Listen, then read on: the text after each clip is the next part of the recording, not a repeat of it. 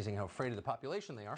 Well, Miranda Devine has spent the last year and a half chronicling the Biden family's corruption for the New York Post. We spoke to her for a brand new episode of Tucker Carlson Today, and she told us how big tech silenced her newspaper and how former intel officials helped crush accurate reporting. Here's part of our conversation.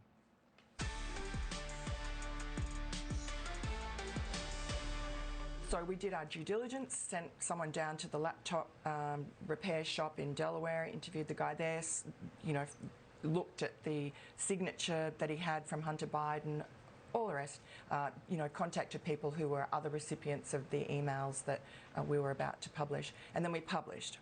And again, 3 weeks before the election, 13th of October, and within a couple of hours, Facebook and Twitter had just censored the story, wouldn't allow anybody to share it. Twitter locked the New York Post's account for the next 2 weeks until a few days before the election. People like Kelly McEnany, who tried to spread the story, got dumped off Twitter, suspended. So there was this concerted effort. Well, that's just, if we could just pause for a second, were you expecting anything like that? The tech companies regulated by the government to censor a legitimate news story? No. Obviously, we expected that the Biden campaign would push back and, say that the story was Russian disinformation or the usual. But we didn't expect that big tech would show their power like that. Just expose themselves. It was an eye-opener, I think, for everybody.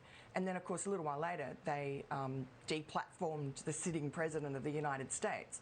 They showed that they have more power than, the oldest newspaper in America, the fourth biggest by circulation. They decided that, based on no evidence, that they were going to stop us from disseminating a story that showed one candidate in the upcoming election in a bad light. That was sort of disconcerting. But the rest of it, disconcerting. Yeah, it's Soviet. Yeah. Yeah. But then the John Brennan and his that letter that he and his pals in the intelligence and defence establishment put out. Absolutely scurrilous, saying that, in their expert view, this is people like Leon Panetta, Michael Hayden. Well, Leon Panetta is just stupid, which is his secret. Yeah. I know Leon Panetta. He's kind of a low IQ character. Right. Brennan is not stupid. Michael Hayden is not stupid. No, they're sinister. They have agendas, obviously. Had they seen the laptop? No, they had not. And they could have asked us if we could see the laptop. No. But in their expert opinion, these 50 honchos, this was Russian disinformation, had all the hallmarks of Russian disinformation. And that was enough. That was the fig leaf for the rest of the media to ignore it and traduce the New York Post.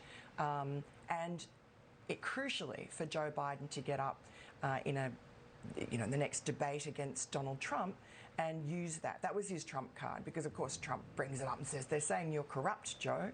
And Joe Biden just says, sort of misrepresents this letter, because all the people who signed it were retired. But he said, the intelligence community has pronounced that this is Russian disinformation. And that was it. Miranda Devine. She's not American, she doesn't work at the New York Times, and yet she is one of the best reporters in the United States of America, and one of the most fearless. It's worth hearing a lot more of that conversation. It's on Tucker Carlson Today.